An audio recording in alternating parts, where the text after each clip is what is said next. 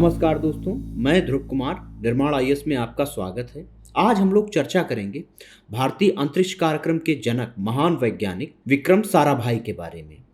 भारतीय अंतरिक्ष कार्यक्रम के जनक महान वैज्ञानिक विक्रम साराभाई का जन्म 12 अगस्त 1919 को अहमदाबाद में हुआ था। विक्रम साराभाई के 8 भाई बहन थे। उनके पिता अंबालाल साराभाई व्यवसायी और गांधीवादी विचारधारा के व्यक्ति थे। डॉक्टर विक्रम साराभाई भारत को अंतरिक्ष विज्ञान के क्षेत्र में मजबूत बनाने के लिए लगातार प्रयास करते रहे। उनकी अगुवाई में 21 नवंबर 1963 में तिरुवनंतपुरम अर्थात केरल के थुम्बा गांव से देश का पहला रॉकेट लॉन्च किया गया। यह उनकी दूरदर्शिता की वजह से ही संभव हो सका, क्योंकि थुम्बा इक्वेटोरियल रॉकेट लॉन्च पर कोई इमारत नहीं थी, लेकिन वहां के तत्कालीन बिशप की अनुमति से चर्च को कंट्रोल रूम के रूप में तब्दील किया गया। आज इसे ही विक्रम साराभाई स्पेस सेंटर के रूप में जाना जाता है। वर्ष 1975 की 19 अप्रैल की वह तारीख भारतीय इतिहास में स्वर्णाक्षरों में दर्ज हो गई, जब इसरो अर्थात भारतीय अंतरिक्ष अनुसंधान संगठन ने पूरी दुनिया को हैरान करते हुए अपने पहले उपग्रह आर्यभट्ट को अंतरिक्ष में सफलतापूर्वक लॉन्च किया। इस मुकाम को हासिल करने में महान वैज्ञानिक डॉक्टर विक्रम साराभाई की अतुलनीय भूमिका रही। डॉक्टर विक्रम साराभाई गुजरात कॉलेज से अपनी पढ़ाई पूरी करने के बाद 1937 में कैम्ब्रिज यूनिवर्सिटी चले गए। वहां उन्होंने नेचुरल साइंस में दाखिला लिया। दूसरा विश्व युद्ध शुरू हुआ तो उन्हें भारत लौटना पड़ा। यहां उन्होंने बेंगलोर स्थित भारतीय विज्ञान संस्थान में काम करना शुरू किया और नोबेल पुरस्कार से सम्मानित डॉक्टर सीवी रमन की निगरानी में कॉस्मिक रे पर शोध करने लगे।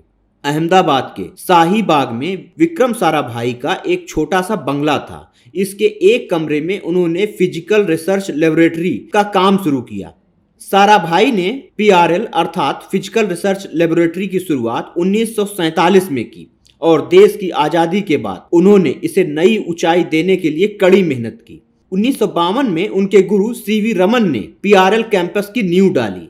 यह विक्रम साराभाई के अथक प्रयास का ही नतीजा था कि आज यह संस्थान अंतरिक्ष और इससे संबंधित विज्ञान के क्षेत्र में सबसे प्रतिष्ठित संस्थान माना जाता है।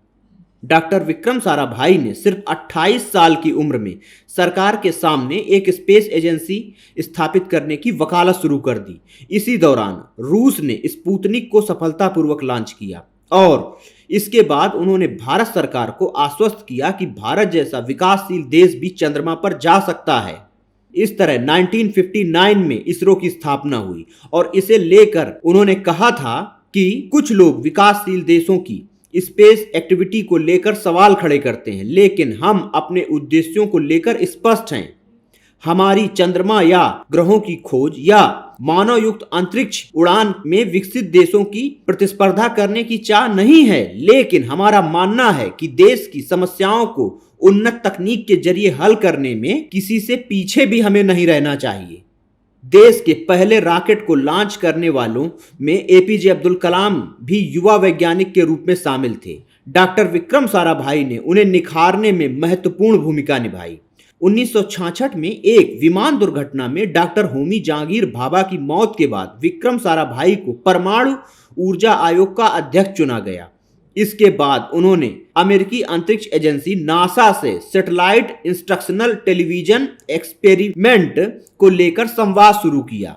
उन्हीं के प्रयासों के कारण 1975 में एसआईटी लॉन्च हुआ। यह भारत और अमेरिका के बीच स्पेस साइंस के क्षेत्र में पहली बड़ी साझेदारी थी।